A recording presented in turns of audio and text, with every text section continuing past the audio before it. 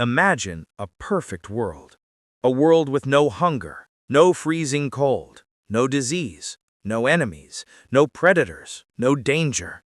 Only abundance, comfort, and unlimited resources. Throughout human history, philosophers called this Utopia. Religions called it heaven. We all thought that if we lived in such a world, everything would be perfect and happiness and peace would last forever. But what if we are wrong? What if heaven is not the reward we think it is, but an inescapable prison? What if abundance and prosperity bring about the extinction of a species faster than famine and war ever could? In 1968, an ethologist named Dr. John B. Calhoun decided to play God. He built a heaven, and he placed its inhabitants inside. His goal was to offer them the most perfect life possible. However, this flawless world he created soon turned into one of the most terrifying, chaotic, and bloody social collapses history has ever seen. This experiment, known in scientific history as Universe 25, was not just about mice. This experiment was actually a dark prophecy about us, about the future of humanity. Today, we are prying open the lid of that box and facing the horror inside. Dr. John Calhoun set up a massive enclosure at the National Institute of Mental Health in Maryland. This was a megastructure, 2.7 meters wide, surrounded by metal walls too high for mice to climb. The interior was designed literally as a mouse hotel. The temperature was kept at a constant 20 degrees Celsius. Everywhere was sterilized to reduce disease risk to zero. There were tunnels, nesting boxes, wide corridors built into the walls, and most importantly, resources. The system provided unlimited food and water, enough to feed thousands of mice. No mouse had to fight for a single bite of food. There were no predators, no cats, no owls. This was Universe 25. Why 25? Because Calhoun had conducted 24 similar experiments before, and all had ended in disaster. But this time, he was sure everything would be perfect. The experiment began with Phase A. 4 pairs, a total of 8 healthy, genetically perfect mice were released into the box. These 8 mice, the Adam and Eves of this world, found themselves in a dream. Food was plentiful, space was vast. They adapted quickly and began to fulfill nature's most basic command: multiply. The gates of heaven were open. Soon they entered Phase B, the explosion phase. The population was doubling every 55 days.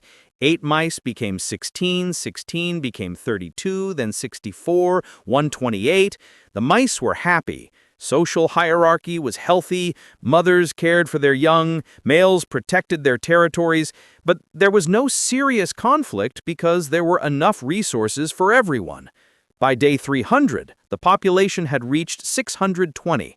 Theoretically, Universe 25 had the capacity to house exactly 3,840 mice, so physically there was still plenty of room. However, something began to go wrong. The problem wasn't physical space. The problem was social space. In nature, when a population grows, young individuals leave the herd and seek new territory for themselves. But here, there was nowhere to go. The walls were impassable. The youth were trapped in the world of adults.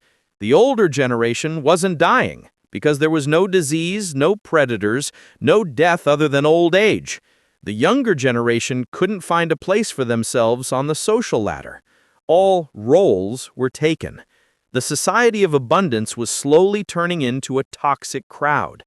And as Phase C, the stagnation phase, began, the first cracks appeared in the walls of paradise.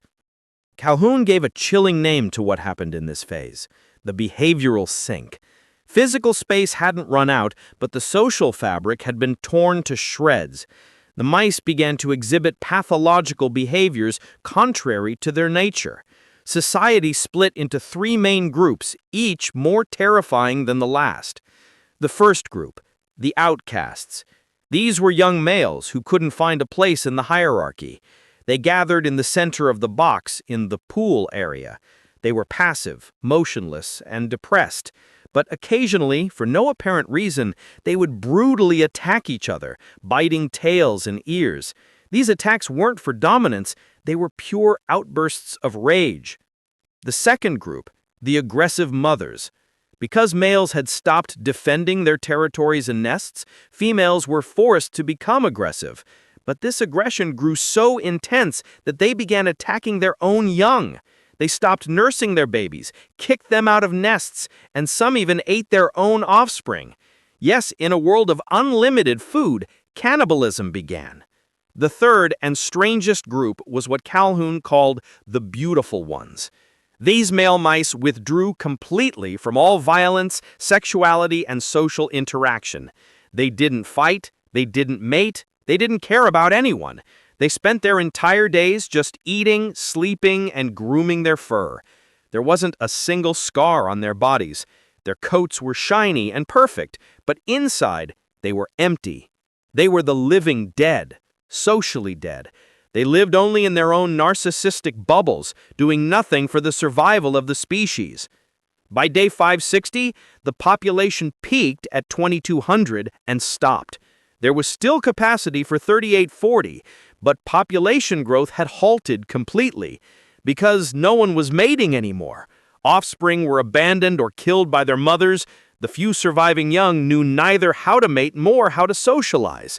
They were a lost generation that had never seen love, never learned to communicate, knowing only chaos and violence. At this point, Calhoun declared the experiment had entered the death phase. But a sentence Calhoun wrote in his notes shook the scientific world. The first death is not the death of the body. The first death is the death of the spirit. The mice were biologically still alive, their hearts were beating, but they had lost everything that made them mice. Curiosity, play, courtship, mothering, protection, all erased. All that remained were biological automatons eating and staring into the void. The number of the beautiful ones increased. Society drowned in individual narcissism. And you know what was the most terrifying part? Even when the population dropped back to livable levels, society did not recover.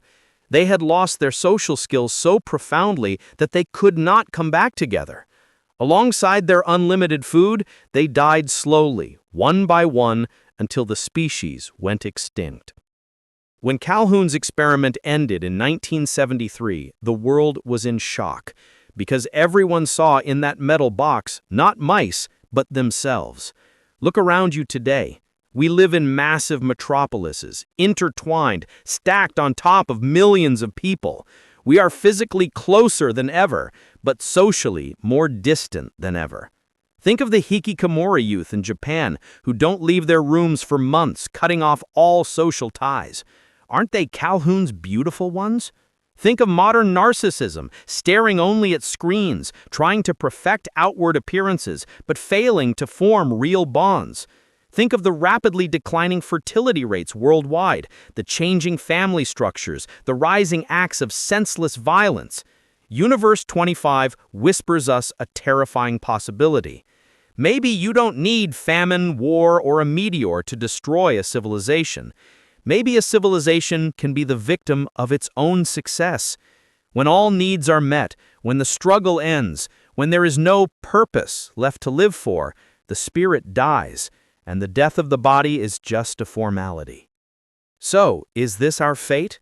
Are we too doomed to perish inside the paradise we created, like the mice in that 2.7-meter box? Scientists add a caveat here. We are not mice.